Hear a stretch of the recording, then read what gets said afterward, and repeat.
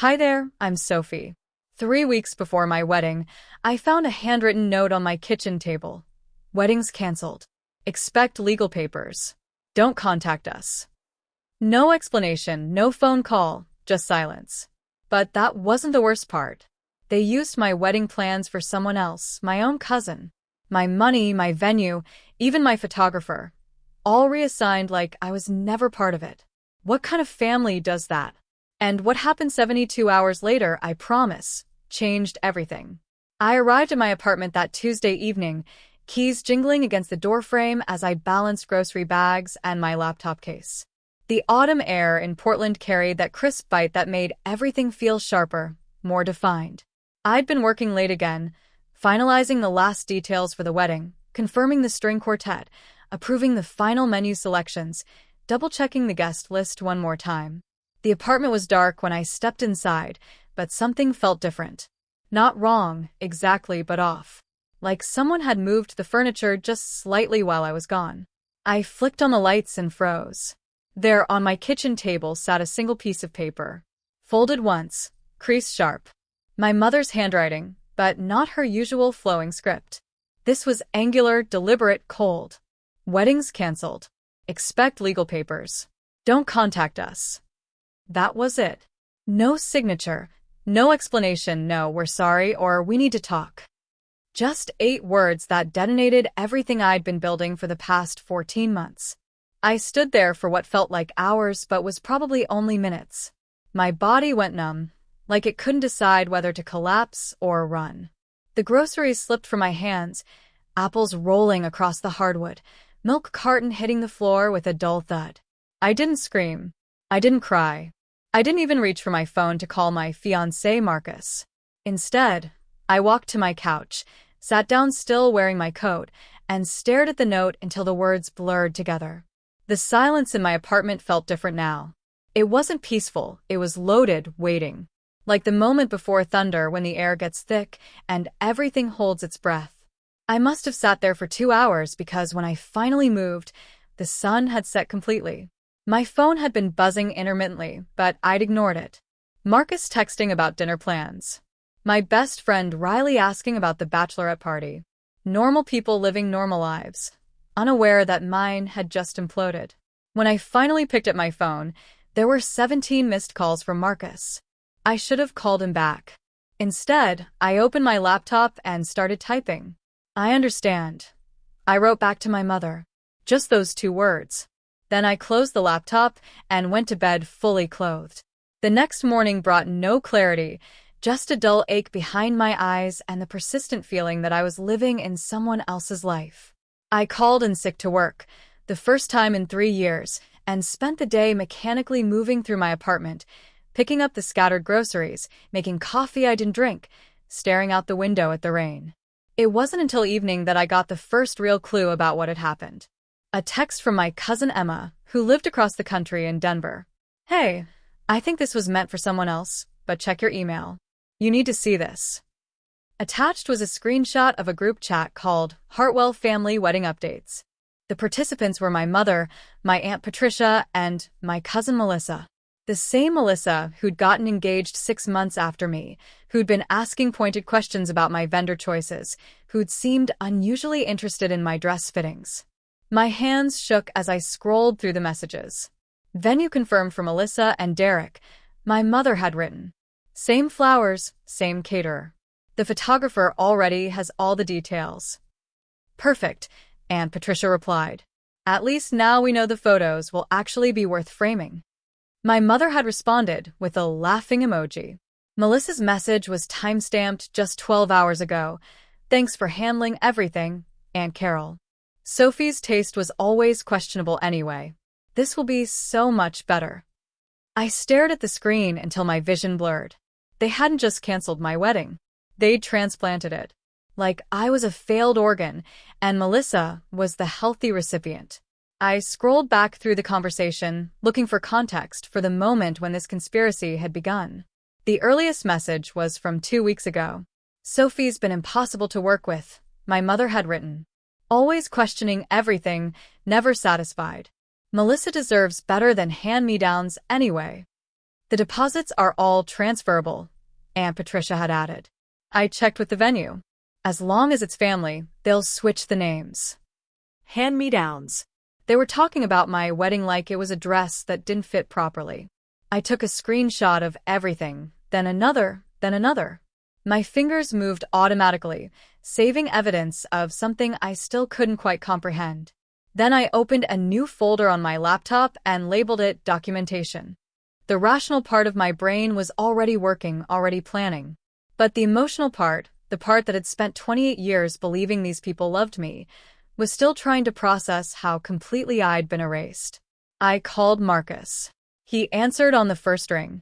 Sophie, thank God. I've been trying to reach you all day. What happened? Your mom called me this morning and said. What did she say? I cut him off. That you were having some kind of breakdown. That you decided to call off the wedding and that I shouldn't contact you for a while. She said you needed space to figure things out. I closed my eyes. Of course she had. Of course she'd gotten to him first, shaped the narrative, made me the unstable one who couldn't handle the pressure. Marcus, I said carefully, I didn't call off anything. They canceled it. And they gave it to my cousin. Silence on the other end. Then, what do you mean, gave it to your cousin? I told him about the note, about the group chat, about the venue and the flowers and the photographer. With each detail, I could hear his breathing change, could feel his disbelief crystallizing into something harder. Jesus, Sophie. This is insane. What do you want to do? I don't know yet, I said. But I'm not going to pretend it didn't happen. After we hung up, I sat in the growing darkness of my living room, laptop open, cursor blinking on a blank document. I started typing, not a plan or a letter or a social media post, but just words. The truth, as clearly as I could set it down. My name is Sophie Hartwell, I began. And this is what my family did to me. I wrote for hours. Every slight, every manipulation, every time they'd made me feel like I was the problem. The pattern had been there for years. I'd just been too close to see it. When I was 16, I'd wanted to go to art school. My mother had laughed and said I wasn't that kind of creative. When I'd gotten into Portland State for graphic design, she'd told everyone I was still finding myself. When I'd started my own freelance business at 25, she'd introduced me as our daughter who works with computers. Every achievement had been minimized, every dream redirected. But I'd told myself it was love, that they were just trying to protect me from disappointment. Now, staring at the screenshots of them casually reassigning my wedding, I realized I'd been protecting them from the truth about themselves. I saved the document and closed the laptop. Tomorrow, I would figure out what to do with it. Tonight, I just needed to sit with the reality of who they really were. The next morning brought a knock at my door. I peered through the peephole to see a man in a suit holding an envelope. Sophie Hartwell? He asked when I opened the door. Yes. You've been served. I signed for the envelope, closed the door, and opened it with steady hands. Inside was a cease and desist letter, demanding I stop spreading false and defamatory statements about the Hartwell family. It accused me of emotional instability and malicious intent to damage family relationships. I read it twice, then laughed. Actually laughed, loud and sharp in the quiet of my apartment. They thought I was going to quietly disappear. They thought they could bully me into silence with legal threats and psychological manipulation. They were wrong. I opened my laptop and began typing a new document. This one wasn't just the truth, it was a timeline. Dates, amounts, screenshots, recordings I'd made without even realizing their significance. Every family dinner where they discussed my problems. Every phone call where they'd question my choices. Every financial loan I'd given them that had never been repaid. The venue deposit, $5,000 from my savings account. The photographer, $3,200, booked and paid 6 months in advance. The caterer, $8,500, with a custom menu I'd spent weeks perfecting. The flowers, $2,800, including the specific peonies I'd dreamed of since I was 12. Total, $19,500 of my money, redirected to Melissa's wedding without my consent. But it wasn't just the money. It was the dress appointments where my mother had insisted on styles I hated. The guest list where half my friends had been mysteriously cut. The venue walkthrough where she'd changed details without telling me. I'd thought they were helping. I'd thought they cared. Now I realized they'd been planning this for months. Maybe longer. I spent the rest of the day calling vendors, asking pointed questions. The venue confirmed that all contracts had been transferred to Melissa Hartwell Morrison, effective immediately. The photographer had already updated his calendar. The caterer had been given a new contact number. Every single vendor had been told that I was no longer involved and that all future communications should go through my mother. I documented everything. Phone calls, emails, confirmation numbers. By evening, I had a paper trail that would make a forensic accountant weep with joy. But I still didn't know why. Why now? Why Melissa? Why the elaborate deception instead of just talking to me? The answer came in the form of a text from my cousin Jake, Melissa's brother. Hey, saw the weirdest thing on Mom's Facebook. She's posting about Melissa's wedding like it's been planned for months. Didn't you guys have the same venue? What's going on? I stared at the message, pieces clicking into place. I opened Facebook and navigated to Aunt Patricia's profile. There it was, a photo album titled Melissa's Dream Wedding Planning. The photos spanned back for months. My venue, my flower arrangements, my cake design, all tagged as Melissa's vision. They'd been documenting their theft in real time, creating a false history where Melissa was the original bride and I was, what? A delusional sister who'd tried to copy her? I scrolled through the comments. Friends and family members gushing about Melissa's incredible attention to detail and unique style. Several people mentioned how original her ideas were, how lucky she was to have such a supportive family. The gaslighting was so complete, so thorough, that I almost doubted my own memory. Almost. But I had the bank statements. I had the original contracts. I had the receipts for every deposit, every payment, every careful choice I'd made over 14 months of planning. I took screenshots of everything, added them to my growing collection of evidence. Then I opened a new browser tab and began researching. What to do when family steals your wedding. Legal recourse for canceled wedding. How to prove financial fraud by relatives. The internet, it turns out, was full of stories like mine. Women who'd been manipulated, gaslit, and financially exploited by the very people who claimed to love them. The forums were heartbreaking. Dozens of brides who'd been told they were too difficult or too emotional when they tried to plan their own celebrations. But there were also success stories. Women who'd fought back, who'd exposed the truth, who'd reclaimed their lives from toxic family dynamics. I read until my eyes burned, taking notes, saving links, building a strategy. By midnight, I had a plan. The next morning, I woke up with a clarity I hadn't felt in months. I dressed carefully, my best suit, hair pulled back, minimal makeup. I looked professional, competent, unshakable. I drove to my mother's house, the one I'd grown up in, the one where I'd spent countless hours planning my wedding in the kitchen over coffee and photo albums. I didn't knock. I used my key, walked in, and found her in the living room, on the phone with someone, laughing. Oh, honey, you should see the dress. Melissa looks like a princess, she was saying. Nothing like that plain thing Sophie picked out. She looked up when she heard my footsteps, and her face went pale. I have to call you back, she said into the phone, hanging up quickly. Sophie, you can't be here. The lawyer said. The lawyer said I couldn't contact you. I'm not contacting you. I'm serving you. I placed a manila envelope on the coffee table between us. What is this? A civil lawsuit, breach of contract, fraud, defamation, and emotional distress. I'm suing you for the return of my wedding funds, plus damages. My mother's face cycled through several emotions, shock, anger, fear, then back to the cold calculation I'd seen in her handwriting. You can't sue your own family. Watch me. I turned to leave, then paused at the door. Oh, and Mom? I'm not staying quiet about this. The whole story is going public. Tonight. I walked out before she could respond, my heels clicking on the hardwood floors I'd run across as a child, playing games where I'd always been the hero of my own story. It was time to be the hero again. That evening, I posted the whole story on my blog, complete with screenshots, documentation, and a timeline of events. I shared it on every social media platform I had, tagged mutual friends and family members, and sent the link to local news outlets. The response was immediate and overwhelming. My phone buzzed constantly with messages of support, offers of help, and expressions of outrage. People shared their own stories of family betrayal, financial abuse, and wedding disasters. But the most important response came from Marcus. He called me at 11 p.m., after the story had been shared hundreds of times.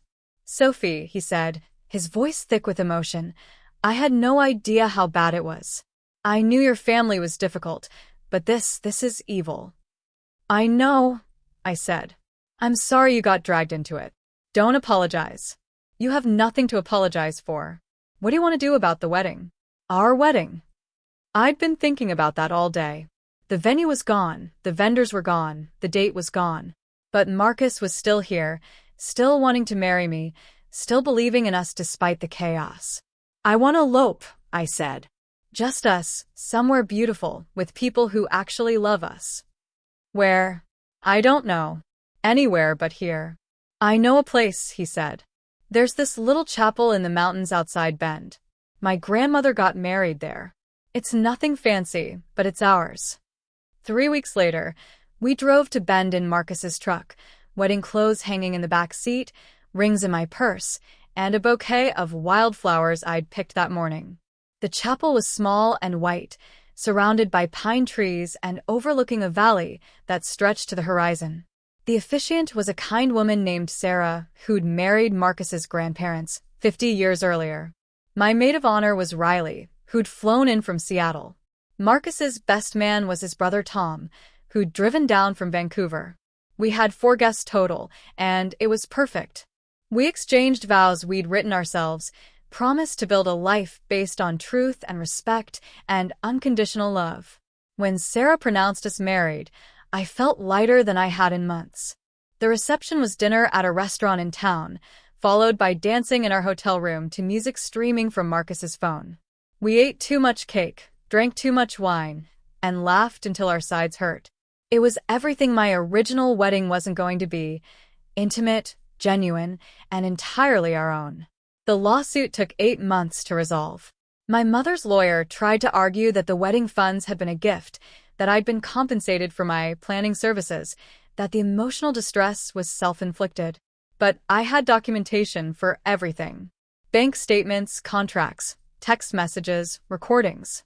The paper trail was undeniable. In the end, they settled. I got back the full $19,500 plus damages for the emotional distress and the cost of legal fees. But more importantly, I got something else: the knowledge that I could stand up for myself, that I didn't have to accept abuse just because it came from family. Melissa's wedding happened on schedule, in my original venue, with my original flowers. I saw the photos on Facebook. She looked beautiful, happy, radiant.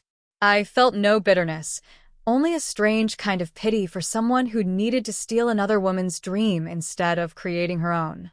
My mother never apologized. Neither did Aunt Patricia. They blocked me on social media, told mutual friends I was mentally unstable, and continued to insist they'd done nothing wrong. But something interesting happened in the months that followed. Other family members started reaching out. Cousins who'd witnessed similar treatment. Friends who'd been afraid to speak up. People who'd been silenced by the same tactics that had worked on me for so long. I started a blog called Surviving Family Abuse, sharing resources for people dealing with toxic relatives, financial exploitation, and emotional manipulation. It grew slowly at first, then faster as word spread. The most popular post was titled, "How to Document Financial Abuse by Family Members." It included templates for tracking expenses, screenshots of important conversations, and step-by-step instructions for building a legal case. Hundreds of people wrote to thank me, to share their own stories, to ask for advice. I heard from daughters whose mothers had stolen their inheritance, from wives whose husbands' families had sabotaged their marriages, from siblings who'd been scapegoated and gaslit for years. The common thread was always the same. They'd been told that family loyalty meant accepting abuse, that love meant silence, that speaking up was selfish. I told them what I'd learned, that real love doesn't require silence, that healthy families don't punish honesty, and that you don't owe anyone your peace of mind, no matter what DNA you share. A year after my stolen wedding, Marcus and I bought a house in Portland's Belmont district. It has a big kitchen with windows that look out on a garden, a living room with built-in bookshelves, and a front porch where we drink coffee on Sunday mornings. We've hosted Thanksgiving for the past 2 years, inviting friends and chosen family, people who've proven they deserve a place at our table. It's loud and chaotic and wonderful, full of laughter and genuine affection. My mother drives by sometimes. The house is only a few miles from where I grew up, and Portland isn't that big. I've seen her car slow down as she passes, seen her crane her neck to look at our life through the windows. I don't wave. I don't acknowledge her. I just continue living my life, loudly and visibly, and on my own terms. Because that's the thing about surviving family abuse. The best revenge isn't getting even. It's getting free. It's building a life so good, so authentic, so full of genuine love that the people who tried to diminish you become irrelevant. The wedding they stole was just one day. The life they tried to control was everything. I chose everything. 2 years later, I got a call from a number I didn't recognize. When I answered, a young woman's voice said, "Is this Sophie Hartwell, the one who wrote about the stolen wedding?" "Yes," I said carefully. "My name is Amanda. I found her blog after my sister stole my engagement ring and proposed to her boyfriend with it. My parents are saying I'm being dramatic, that I should just let it go because family comes first. I don't know what to do." I sat down at my kitchen table, opened my laptop, and began typing notes as she talked. Her story was different from mine in the details, but identical in the pattern. Gaslighting, financial exploitation, and the expectation that she should sacrifice her happiness for the family's convenience. "The first thing you need to do," I told her, "is start documenting everything. Screenshots, bank statements, witness statements. Don't let them convince you that you're crazy. Trust your instincts." "But what if they cut me off? What if I lose my whole family?" "Amanda," I said gently, "you've already lost them. They've just been hiding it better." We talked for an hour. I sent her resources, templates, contact information for lawyers who specialized in family financial abuse. I promised to follow up in a week. After I hung up, I sat in my sunny kitchen, surrounded by the life I'd built from scratch after my family tried to tear me down. Marcus was in the garden, planting tomatoes. The dog we'd rescued last month was napping in a patch of sunlight. It was quiet and peaceful and entirely mine. My phone buzzed with a text from Riley. "Saw the news about Melissa's divorce. Apparently Derek found out about the wedding thing and couldn't handle being married to someone who'd steal from family. Karma's a bitch." I stared at the message for a long time, then deleted it without responding. I wasn't interested in my family's drama anymore. I wasn't interested in karma or justice or any of the complicated emotions that had consumed me for so long. I was interested in the woman who'd called me for help, and the dozen others who'd emailed this week, and the blog post I was writing about financial boundaries during wedding planning. I was interested in the life I was building, one honest conversation at a time. That evening, Marcus and I sat on our front porch, watching the sunset paint the sky in shades of orange and pink. A couple walked by with their dog. An older man watered his garden across the street. Teenagers on bikes called out to each other as they raced toward the park. "Do you ever regret it?" Marcus asked, standing up to them. "Going public, losing your family?" I considered the question seriously. There were still moments when I felt the absence of what I'd thought we had. Holidays that felt hollow without tradition. Milestones that seemed smaller without family to share them. But then I thought about the woman who'd called today, about the blog readers who'd found their voices, about the life I'd built on truth instead of obligation. "No," I said. "I don't regret it. I regret how long it took me to realize I deserved better." Marcus reached over and took my hand. "What do you think you would tell your younger self? If you could go back?" "I'd tell her that she doesn't have to earn love. That real love isn't conditional on silence or compliance or making yourself smaller. I tell her that the people who try to control you aren't doing it out of love. They're doing it out of fear. Fear of what? Fear that if you become who you really are, you won't need them anymore. As darkness fell, we moved inside to our warm, bright kitchen. I made tea while Marcus fed the dog. We talked about our plans for the weekend, about the vegetable garden, about the book I was thinking of writing. Normal, boring, beautiful domestic life. The kind of life my family had tried to convince me I didn't deserve. But I did deserve it. I deserved honesty and respect and unconditional love. I deserved to make my own choices, to speak my own truth, to build my own dreams. Everyone does. That's why I keep writing, keep sharing, keep answering the phone when women like Amanda call. Because somewhere out there is a daughter who's been told she's too much, a sister who's been gaslit into silence, a bride who's been convinced she's lucky to get whatever scraps of love her family decides to throw her way. And I want her to know, you're not too much. You're not crazy. You are not ungrateful or selfish or wrong. You are worthy of love that doesn't come with conditions. You are worthy of family that celebrates your joy instead of stealing it. You are worthy of a life that belongs entirely to you.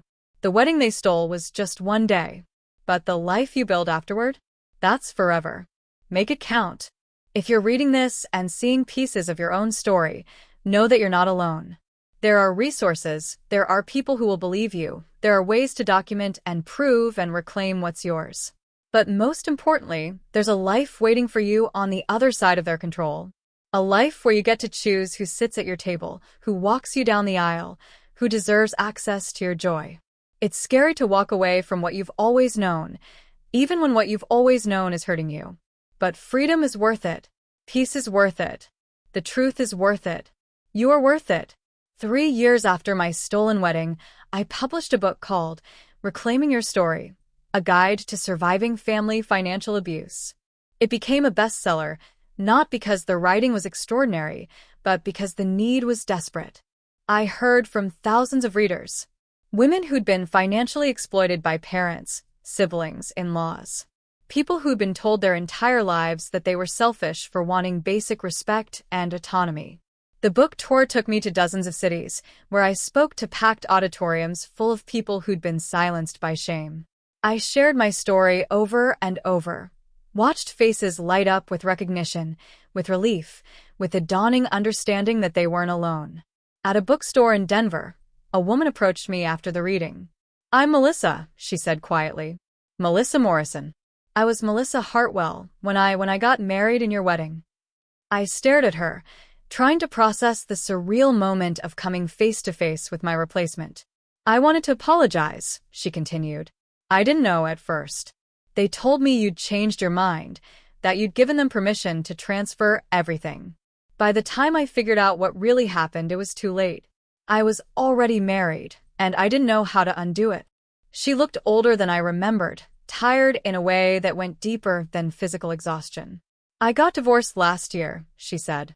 "Derek couldn't handle being married to someone who'd been part of that. He said he could never trust me again, and honestly, I couldn't blame him. I couldn't trust myself." "I'm sorry," I said, and meant it. I kept thinking I should reach out, should try to make amends somehow. But what do you say? How do you apologize for stealing someone's wedding? "You start by saying you're sorry," I replied. "Which you just did." She nodded, tears starting to fall. "I've been in therapy for 2 years, trying to understand how I let them convince me it was okay. How I justified it to myself. I think I knew deep down that it was wrong. But I wanted to be special to them so badly that I convinced myself it was fine. They're very good at making people complicit," I said. "That's how they maintain control. I know that now. I've cut contact with them completely. Aunt Carol calls me ungrateful, says I'm just like you now, bitter and vindictive. But I'm not bitter. I'm just tired of being someone I don't recognize." We talked for another hour, sitting in the empty bookstore after everyone else had gone home. She told me about her divorce, about the therapy, about the slow process of rebuilding her sense of self after years of being manipulated. I told her about the blog, about the other women who'd reached out, about the strange community that had formed around our shared experience of family betrayal. "Do you think you'll ever forgive them?" she asked. I don't know, I said honestly. I'm not sure forgiveness is the point anymore. I'm more interested in making sure other people don't go through what we did. Can I help? With the blog or the book or whatever you're doing next? I know I don't deserve to be part of it, but I'd like to try to make amends somehow. I considered the offer. There was something powerful about the idea of former enemies working together, of turning our shared trauma into something constructive. Yes, I said. I think that would be good. Melissa became a regular contributor to the blog, writing about the perspective of someone who'd been manipulated into hurting others. Her posts were raw, honest, and incredibly helpful to readers who were struggling with their own complicity in family dynamics. She also became something I never expected: a friend. Not a close friend, but someone who understood the particular kind of damage our family specialized in, someone who'd found her way out of the same maze of manipulation and control. Her first post was titled, "I Stole My Cousin's Wedding: What I Learned About Being a Flying Monkey." It went viral within hours, shared by thousands of people who recognized themselves in her story of being weaponized by toxic family members. "I want to be clear," she wrote in the introduction, "that being manipulated doesn't excuse what I did. I still chose to participate, still chose to benefit from my cousin's pain. But I also want people to understand how these family systems work, how they turn us against each other, how they make us complicit in our own exploitation." The response was overwhelming. People shared their own stories of being turned against siblings, of being used to hurt other family members, of slowly realizing they'd been weaponized by people they trusted. Working with Melissa taught me something unexpected about forgiveness. It wasn't about absolving people of their actions or pretending the hurt didn't matter. It was about recognizing that we'd all been victims of the same system, that we'd all been damaged by the same people, and that healing meant working together instead of against each other. Our family, my mother, Aunt Patricia, the whole network of enablers and flying monkeys, never apologized.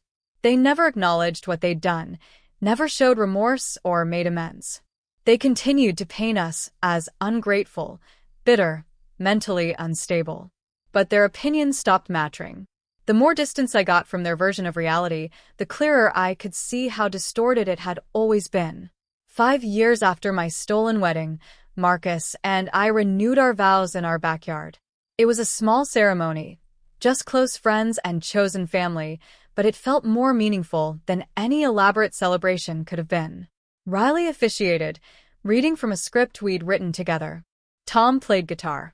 Our dog served as ring bearer, wearing a bow tie that made everyone laugh.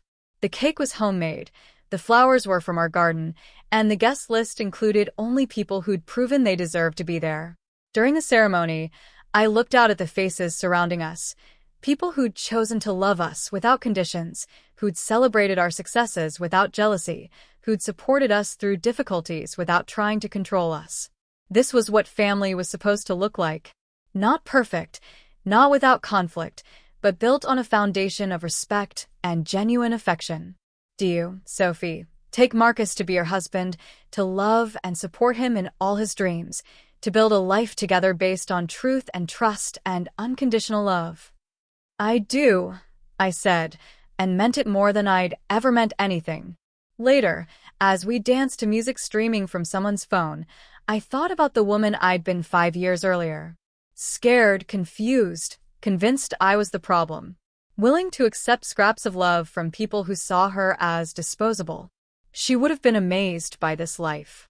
By the house full of laughter, by the husband who chose her every day, by the work that mattered, by the friends who showed up without being asked.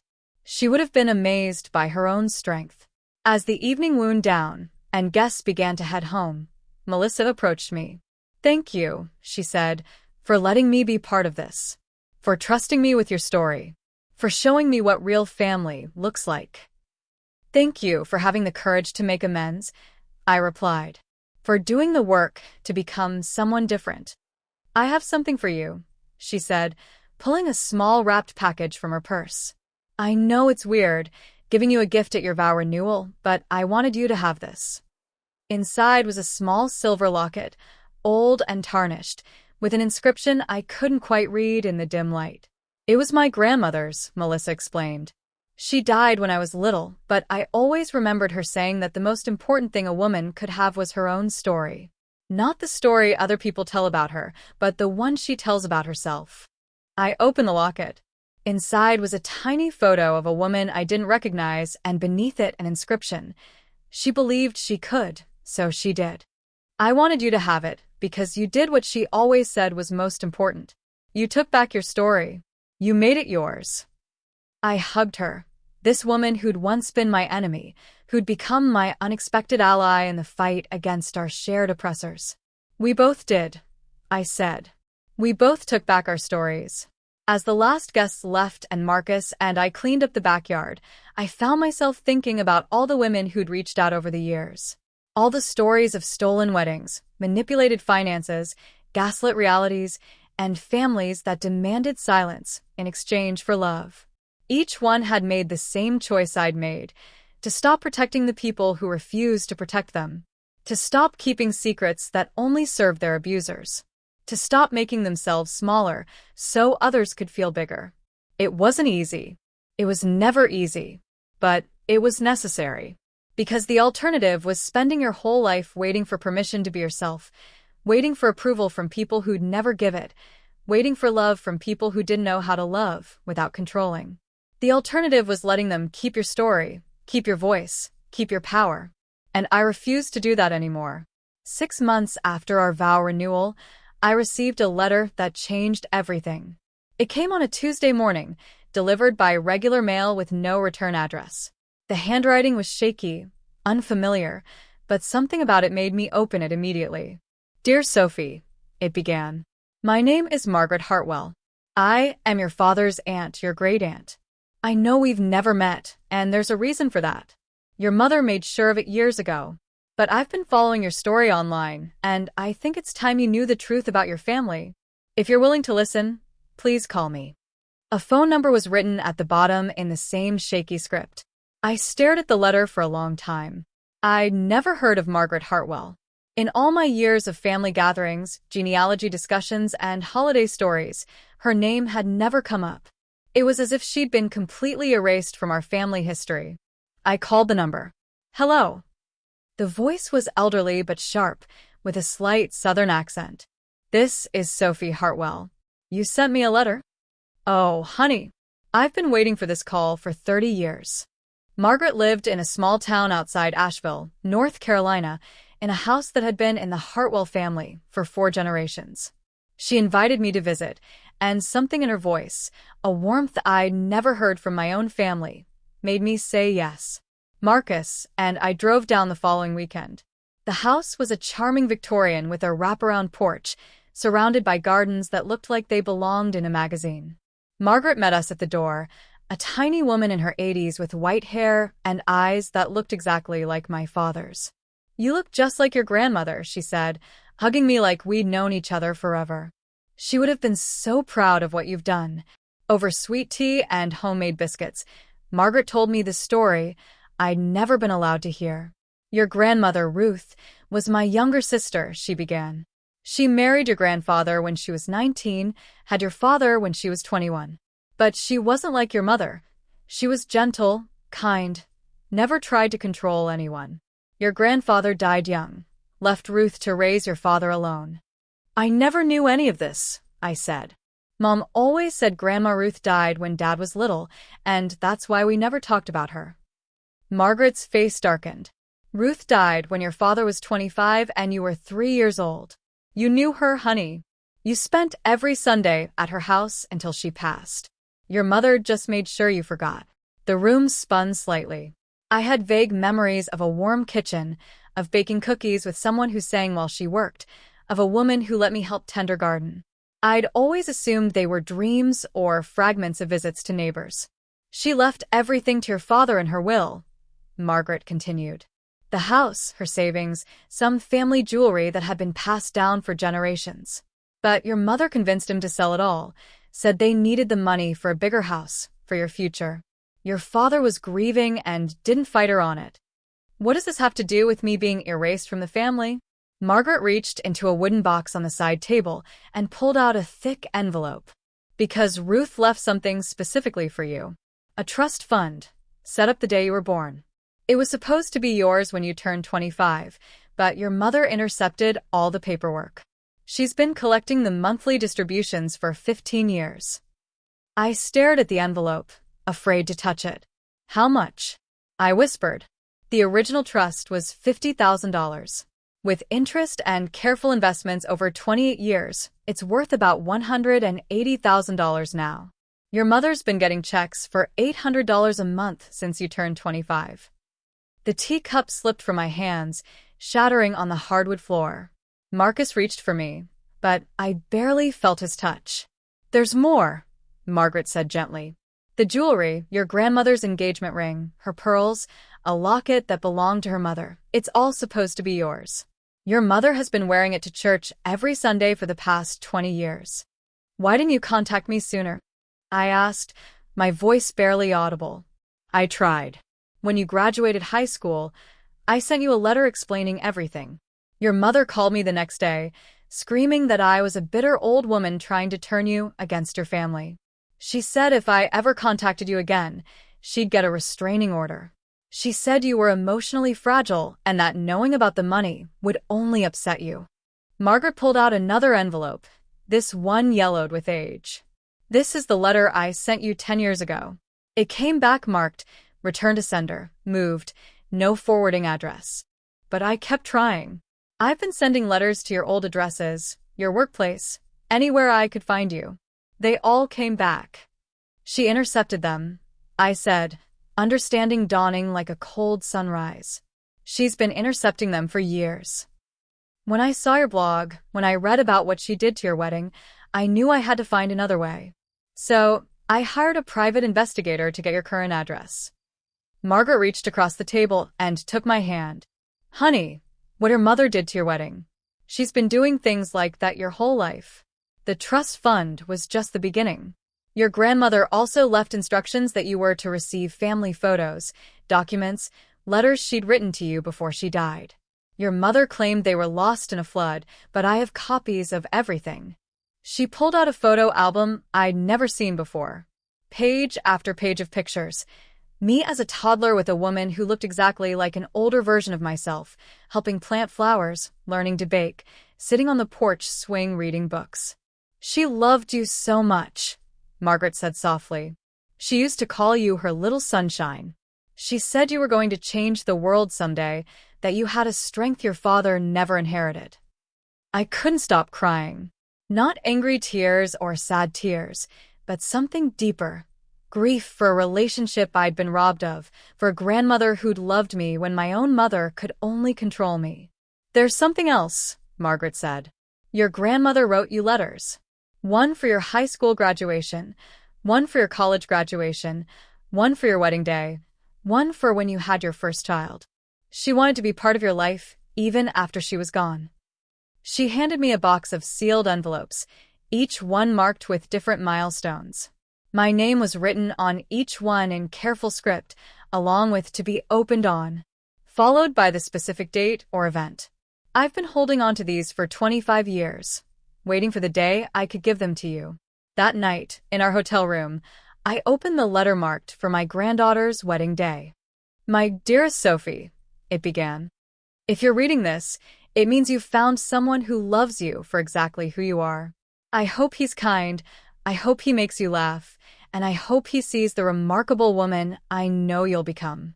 Marriage isn't about becoming someone new. It's about becoming more yourself with someone who celebrates every part of who you are. Don't let anyone tell you to be smaller, quieter, or more convenient. You were born to shine, my darling girl. Love, Grandma Ruth. I read it 3 times before I could speak. She knew, I told Marcus. Somehow, she knew exactly what I would need to hear. The next morning, Margaret took us to the cemetery where Ruth was buried. The headstone was simple. Ruth Elizabeth Hartwell. Beloved mother, grandmother, and friend. She made everything beautiful. I knelt beside the grave and told her about my life, about the blog, about the women I'd helped, about the man I'd married who loved me unconditionally. I told her about standing up to her son and daughter-in-law, about reclaiming my voice, about becoming the person she'd believed I could be. Thank you, I whispered, for seeing me when no one else would, for loving me when I was too young to remember, for giving me the strength I didn't know I inherited from you. On the drive home, I called my lawyer. I need to file another lawsuit, I said. This time for theft, fraud, and conversion of inherited property. And I want to expedite it. What's the total value of the stolen assets? I looked at the folder Margaret had given me, filled with trust documents, bank statements, and photographs of jewelry that had been mine by right for 15 years. About $200,000 in cash, plus jewelry with sentimental value that can't be quantified. That's a felony in most states. Are you prepared for this to get ugly? It's been ugly for 28 years, I said. I'm just making it official. The lawsuit hit my parents like a tsunami. Within hours of being served, my mother called me for the first time in 3 years. How dare you? She hissed into the phone. How dare you drag our family name through the mud for money? It's not your money, I said calmly. It was never your money. It was mine, left to me by a grandmother you made sure I couldn't remember. That old bat filled your head with lies. I have bank records, Mom.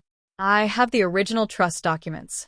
I have 15 years of monthly distributions that went into your account instead of mine. What lies am I supposed to believe? There was silence on the other end. You don't understand, she finally said, her voice different now, smaller, more desperate. We needed that money. Your father's business was struggling, and we had bills. You stole from your own daughter for 15 years and used it to fund your lifestyle, while telling me I was too irresponsible to manage money. We were going to give it to you eventually. When? When I was 40. 50? When you decided I'd earned it by being compliant enough? Sophie, please. We can work this out. You don't need to destroy the family over this. You destroyed the family, I said. I'm just documenting it. I hung up and blocked the number. The legal proceedings moved quickly. My mother's lawyer tried to argue that the money had been used for my benefit, family expenses, household costs, investments in my future. But Margaret had records showing that most of the money had gone toward luxury vacations, jewelry, and home renovations that increased the value of property I'd never inherit. The jewelry was easier to prove. I had photographs of my mother wearing my grandmother's pieces to social events, along with insurance appraisals that listed her as the owner. When confronted with the original will and trust documents, her lawyer couldn't explain how she'd obtained legal ownership of items specifically bequeathed to me. 6 months later, we reached a settlement. My mother would return all of my grandmother's jewelry and pay me $195,000, the total value of the trust fund plus interest and penalties. In exchange, I agreed not to press criminal charges. The day I got the check, I drove to Margaret's house to show her. Your grandmother would be so proud, she said, tears in her eyes. She always said you had steel in your spine, even as a little girl. She just worried that your parents would try to bend you until it broke. They tried, I said, but it didn't break. It just got stronger. That evening, I wrote a new blog post titled The Inheritance They Stole, How I Discovered My Family's 15-Year Financial Fraud. I detailed everything: the intercepted letters, the stolen trust fund, the grandmother I'd been made to forget. The response was overwhelming. Hundreds of people shared similar stories of inheritance theft, of family members who'd exploited their access to financial information, of trust funds and life insurance policies that had mysteriously disappeared.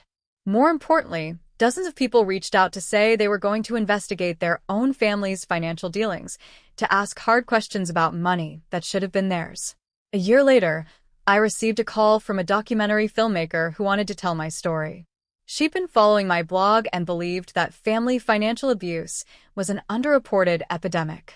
People think of domestic abuse as physical or emotional, she explained during our first meeting. But financial abuse is just as devastating, and it's often harder to recognize when it's coming from family members who claim they're helping you. The documentary, titled Stolen Trust, premiered at Sundance and was later picked up by Netflix. It featured my story alongside 5 other women who'd experienced similar betrayals: inheritance theft, wedding hijacking, business sabotage, all perpetrated by people who claimed to love them. The film sparked a national conversation about family financial abuse and led to changes in state laws regarding inheritance transparency and financial exploitation of adult children. But the most meaningful response came from individual viewers. I heard from thousands of people who'd realized they were victims of similar schemes, who'd started asking questions about money they'd been told was too complicated for them to understand. A woman in Texas discovered that her mother had been cashing her late father's Social Security checks for 12 years. A man in Florida learned that his siblings had been stealing from a trust fund set up by his grandparents. A college student in California found out that her parents had been using her identity to take out credit cards and loans. Each story was heartbreaking, but each person who spoke up made it easier for the next person to recognize the signs. 3 years after the documentary aired, I published my second book, Blood Money, A Guide to Recognizing and Stopping Family Financial Abuse. It became a bestseller within weeks, not because people enjoyed reading about betrayal, but because they desperately needed to understand how to protect themselves.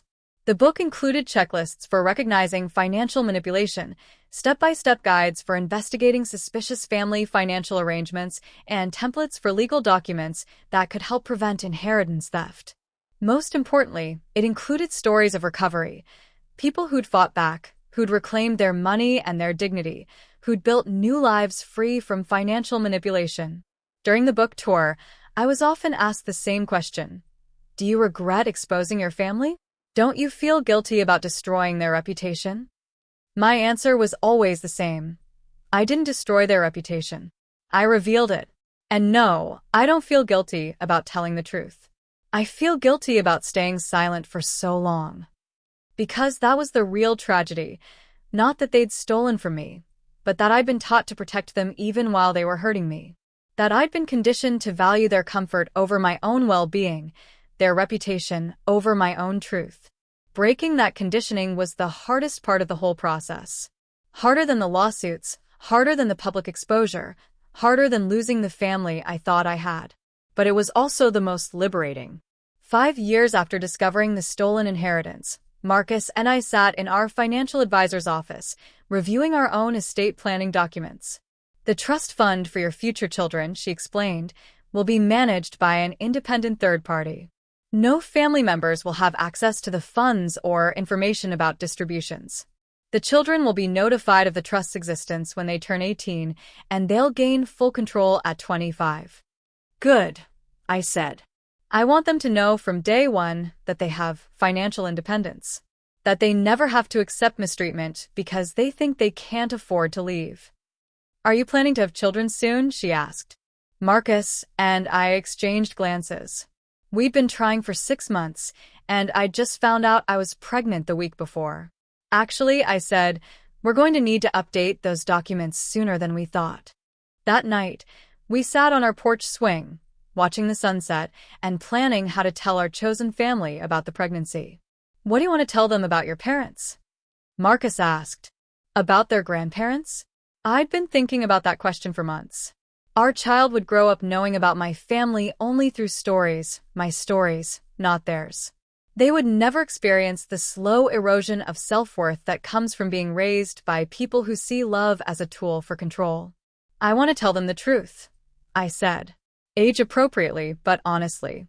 I want them to understand that families aren't automatically safe just because they're related to you.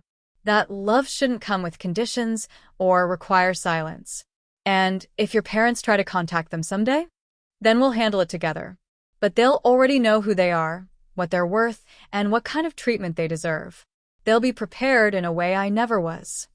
I thought about my grandmother's letters, about the strength she'd seen in me before I even knew I had it, about the trust fund that had been mine by right but stolen through manipulation and lies.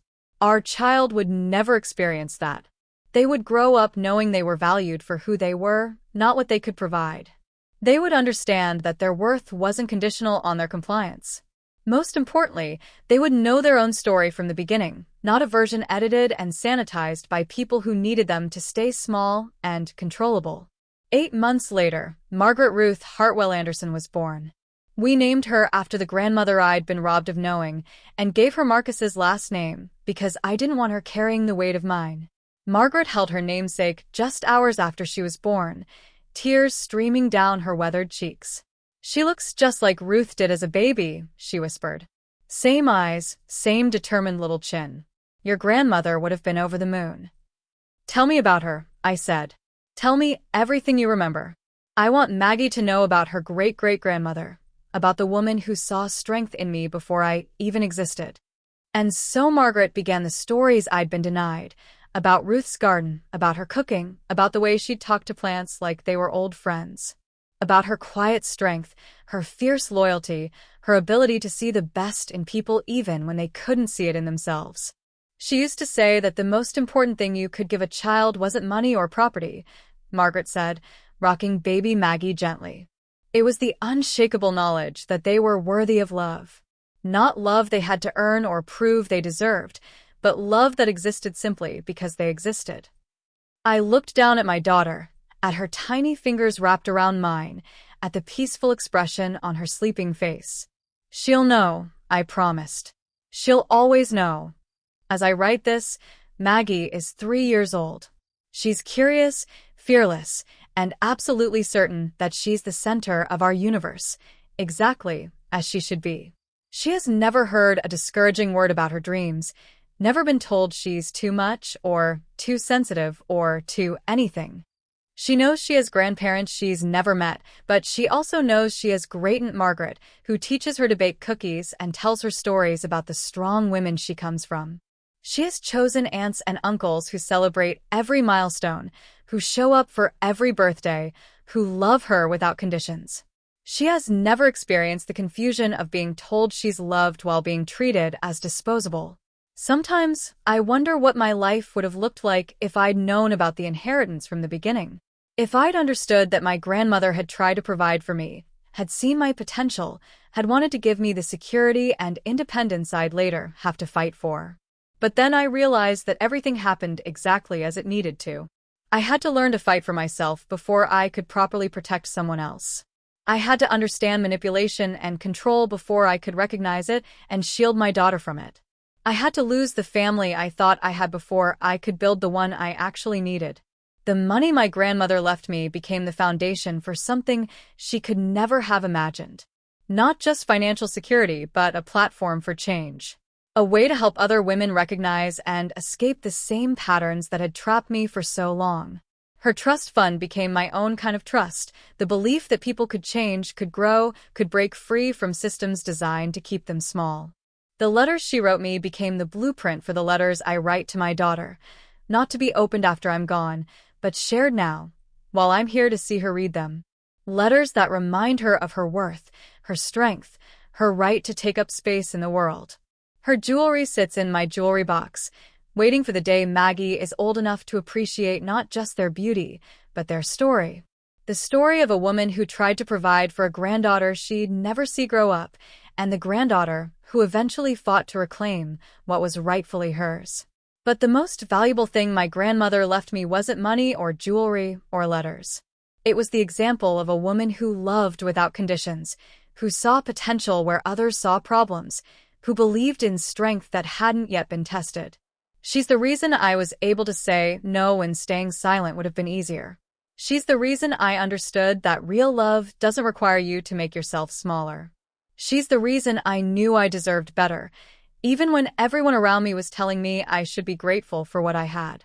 And now she's the reason Maggie will grow up knowing those same truths from day one, instead of having to fight to discover them at 28. That's the real victory. Not the money I recovered, or the lawsuits I won, or the books I published. It's the cycle I broke. The patterns I refused to pass down.